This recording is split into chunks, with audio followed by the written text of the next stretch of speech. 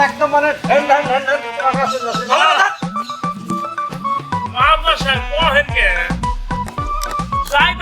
তোকে বলছি ভালো কথা উল্টা গেল যাবার বুঝলেন না সানিয়া তো বলিনি যে ভালো তাহলে আসবে আপনার সাহেব আবার তো পাইছি বুঝেন না আপনি খালি বেশি কথা কইলে আমার আইতাছি তো লন যাই গিয়ে চলেন যাই গিয়ে মাস্টার সাহেব আপনি লোক খেলে আমাদের বকেন আমার কিন্তু ভালো লাগে না মাস্টার সাহেব এই তোর কথা কম বলতে পারিস না কম বলতে পারিস না এত কথা মাস্টার সাহেব হট হট হট কিছু বললে খালি শুরু কর এই শালা hot hot hot hot hot hot hot hot hot যেখানে খালি পাইছে আমি হট হট মাস্টার সাহেব খালি আমার উপর রাগ করে আর কইলাম তো লন যাই গিয়ে চল চল চল ভালো করে সাথে যা বেলা দেখছি কি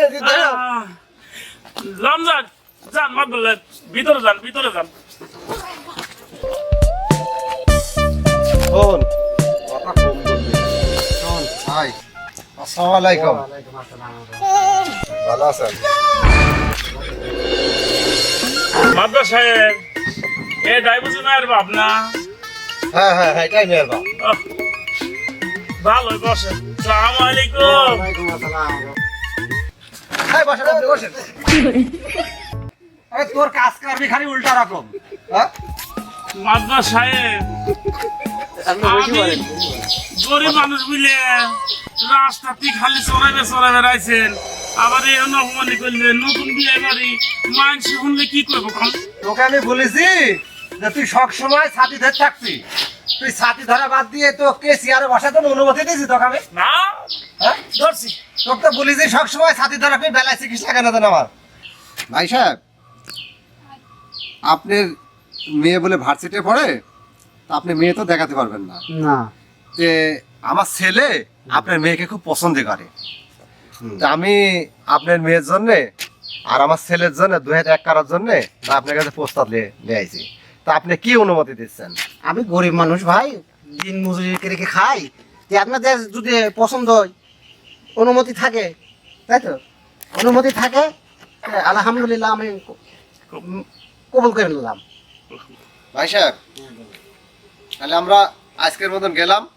আগামী সপ্তাহে আমার ছেলে আসলে আপনি মেয়ের সঙ্গে বিয়ে দিয়ে দেবো তাতে আপনার মত ঠিক আছে তো আচ্ছা ঠিক আছে তাহলে গেলাম আচ্ছা আসেন বিয়াই গেলাম আচ্ছা, বিয়াই। জায়গা বিয়াই আচ্ছা, দুয়ার বিয়াই। হেন আল্লাহ, আলহামদুলিল্লাহ চলেন মাদুল্লাহ সাহেব লন জায়গা তুই তো বিষয় কিনা তো কথা বলতে এত কথা বলিস কেন খালি ঠিক আছে মাদুল্লাহ সাহেব লন জায়গা না ছাতিটা ভালো করে ধর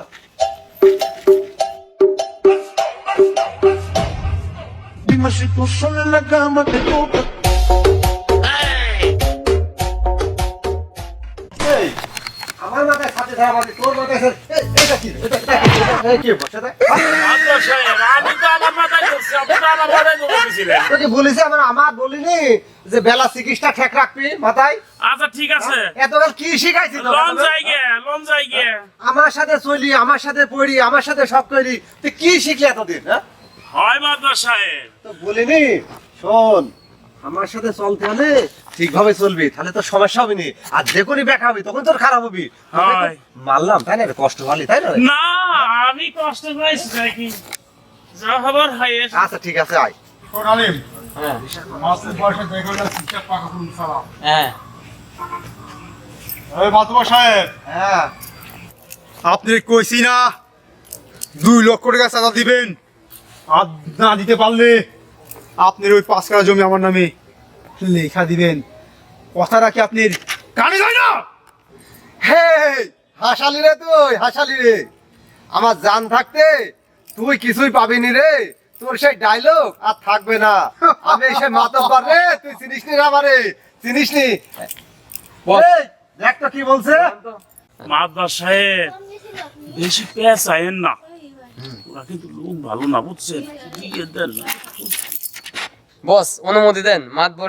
মাতবরি এখানেই ছুটাই দেই না রাখ রাখ আমি দেখতাছি মাতবা সাহেব কথা পেছাই না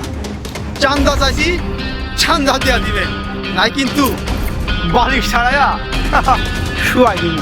আপনার মাতবারিগিরি আমাকে অবস্থানে চলবো না। টাকা দিবেন আর নাই জমি দিবেন, নাই সালা মারবে এখানে আর লাশ পড়বে ওই মিরপুর ড্রেনে।